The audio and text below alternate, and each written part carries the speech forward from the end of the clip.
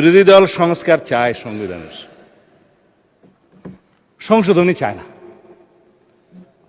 পুনর্লিখিত সংবিধান কেউ কেউ চেয়েছিল, যারা বিদেশ থেকে আমদানি হয়েছিল বিভিন্ন সংস্কার প্রস্তাব সহকারে। আমরা বলেছিলাম rewriting of constitution, new constitution, গণপরিষদ, এগুলো একই কথা। যে সংবিধান আমরা যা কিছুই সংশোধনী চাই, গ্রহণ করতে চাই, সেটা আমরা সংশোধনীতে আনি। তাল দপ করিয়া পড়িল নাকি পড়িয়া দপ করিল, এক কথাই তো মাননীয় স্পিকার, সংশোধনীতে আমরা চাই।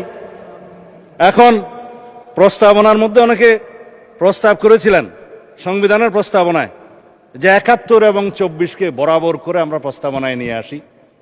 মাননীয় স্পিকার, বাংলাদেশের জনগণের এদেশের সর্বশ্রেষ্ঠ অর্জন হচ্ছে বাংলাদেশের স্বাধীনতা।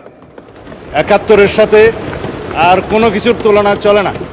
আমরা ২৪-এর জুলাই জাতীয় সনদ এবং জুলাই ঘোষণাপত্রের এসেন্সকে আমরা সংবিধানে ধারণ করার জন্য অঙ্গীকার করেছি। ওদের স্বপ্ন পূরণে পাশে থাকতে পেরে আমরা গর্বিত।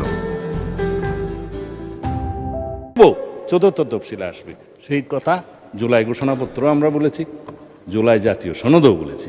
অঙ্গীকার নামায় দেখেন আপনি, শেষের পৃষ্ঠায় আছে, এই জুলাই জাতীয় সনদের অঙ্গীকার নামার মধ্যে আছে। যাই হোক, এখন ৭১ এবং ৭২-এর সংবিধান কেন ভালো লাগে না আমরা বুঝিতে পারি। স্পিকার, ৭১ এই দেশের স্বাধীনতার ঘোষণা, স্বাধীনতা যুদ্ধ, মুক্তিযুদ্ধ, বিজয় অর্জন, শহীদ রাষ্ট্রপতি জিয়া, সবই এক কাতারে গাথা। এদেশের মানুষের সর্বশ্রেষ্ঠ অর্জন, বিজয় গাথা।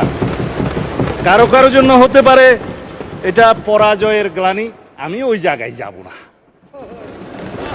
৭২-এর সংবিধান কেন ভালো লাগে না মানে স্পিকার, আমি আজকে যারা বক্তা আছেন তারা দেখলাম যে কেউ আইন কানুনের মধ্যে নাই, সেজন্য আমিও আর থাকার চেষ্টা করছি না। ৭২-এর সংবিধান কেন ভালো লাগে না? তফসিল ১-এর মধ্যে যে সমস্ত অর্ডারগুলোকে বৈধতা দেয়া হয়েছে তার মধ্যে ৩ নম্বরটা হচ্ছে দি কোলাবোরেটরস স্পেশাল ট্রাইব্যুনাল অর্ডার নম্বর 8, 1972, যার মাধ্যমে এদেশের স্বাধীনতা বিরোধী রাজাকার আলবদরদের বিচার করা হয়েছিল মাননীয় স্পিকার।